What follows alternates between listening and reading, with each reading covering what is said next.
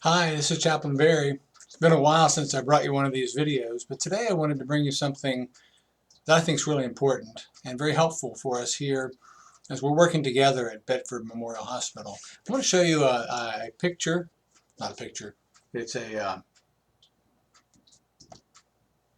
printout. You'll notice it says see, hear, tell a story, feel, and then act. So I want you to keep this in mind. If any of you want a copy of this, I'd be happy to give it to you. You ever have a situation where you react to something and then you realize later it was kind of an overreaction, or maybe it wasn't warranted, and you ask yourself, why did I react like that? That little diagram that I just showed you indicates the fact that there are all kinds of times in our lives when we see and we hear something. And unfortunately, many times when we see and hear something, it ends up with results that we don't like. We get out of sorts with a coworker. Situation comes up because we responded wrong or whatever. How can we avoid that? Well, when we look at that diagram, we see and we hear something, and then the next thing was a story. We tell ourselves a story.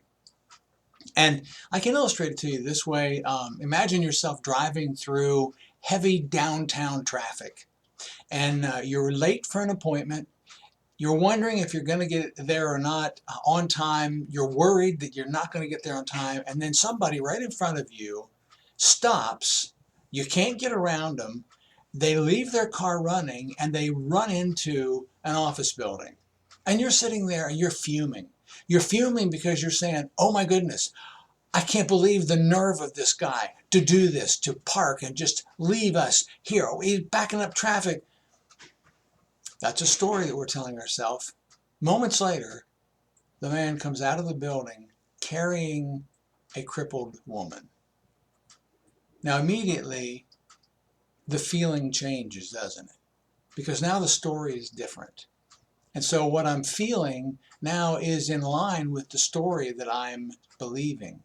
So the question I want to ask you is, when you get in tough situations, whether it's a work day where things are really going badly, or you're in a situation at home, in a relationship you really care about, and things go badly, I want to ask you, what stories are you telling yourself?